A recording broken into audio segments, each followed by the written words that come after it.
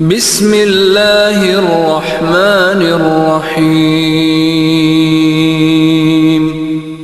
سورہ بنی اسرائیل میں آیت نمبر 23 سے 39 تک کل 17 آیات میں 10 کمانڈمنٹس ہیں جو تورات اور انجیل میں تھیں اور قرآن میں بھی آئیں۔ اعوذ باللہ من الشیطان الرجیم۔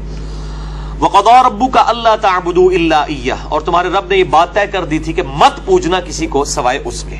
پہلی کمانڈ تھی توحید، دوسری وَبِالْوَالِدَيْنِ إِحْسَانًا، اور ماں باپ کے ساتھ احسان کرنا۔ قرآن حکیم میں کم از کم 4 مقامات پہ توحید کے فوراً بعد اللہ تعالیٰ نے ماں باپ کا ذکر کیا، اور اس کا ذروہ سنام ایپیکس یہ ہے سورہ بنی اسرائیل۔ اس سے زیادہ کہیں نہیں ڈیٹیل آئی ہے، اور نہ سینسٹیویٹی کا لیول۔ اما یبلغن عندک الکبر، اگر وہ پہنچ جائیں تمہاری موجودگی میں بڑھاپے کی حالت کو، احدہما او کلاہما، چاہے دونوں میں سے ایک چاہے دونوں۔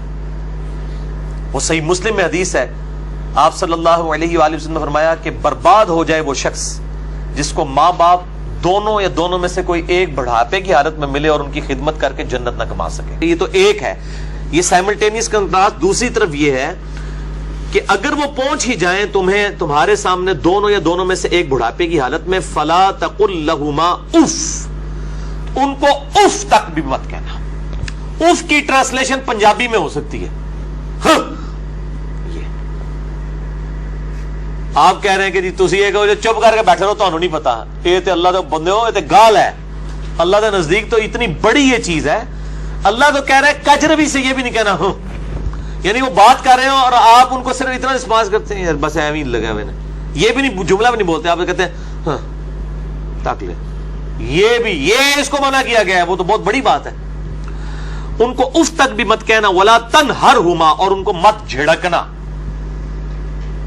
وَقُلْ لَهُمَا قَوْلًا كَرِيمًا، اور بات بڑی نرمی سے ان کے ساتھ کرنا، وَاخْفِضْ لَهُمَا جَنَاحَ الذُّلِّ مِنَ الرَّحْمَةِ، اور اپنے عاجزی کے ساتھ کندھے جھکا کے رکھنا ان کے سامنے۔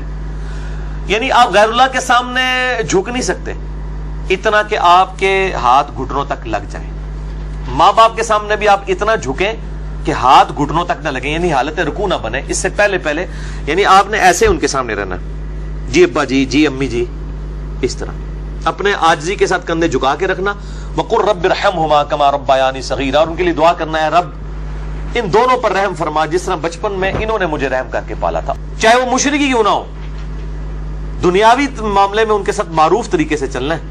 اور ربکم اعلم بما فی نفوسکم، تمہارا رب خوب جانتا ہے جو تمہارے جی میں ہے۔ ان تکونوا صالحین، اگر تم نیکوکار ہو، اچھے ہو، یعنی تمہاری عادت نہیں ہے بدتمیزی کرنے کی، کبھی کبھار کوئی تھوڑا سا سکپ آف لینگویج یا سلپ آف ٹنگ ہو جاتی ہے، فَإِنَّهُ كَانَ لِلْأَوَّابِينَ غَفُورًا، تو پھر بے شک اللہ تعالیٰ توبہ کرنے والوں کی توبہ کو قبول کرتا ہے۔ یعنی عادی مجرم نہ ہو، ان تکونوا صالحین، اگر تم عادی مجرم نہیں ہو، عام حالت میں تمہارا بڑا اچھا ایٹیچیوڈ ہے، کبھی کوئی سٹیٹ آف مائنڈ ایسی تھی کہ کوئی بات غلط نکل گئی، فوراً توبہ کرو، توبہ اللہ سے بھی کرنی ہے، ان سے بھی معافی مانگنی ہے، اللہ تعالیٰ معاف کر دے گا۔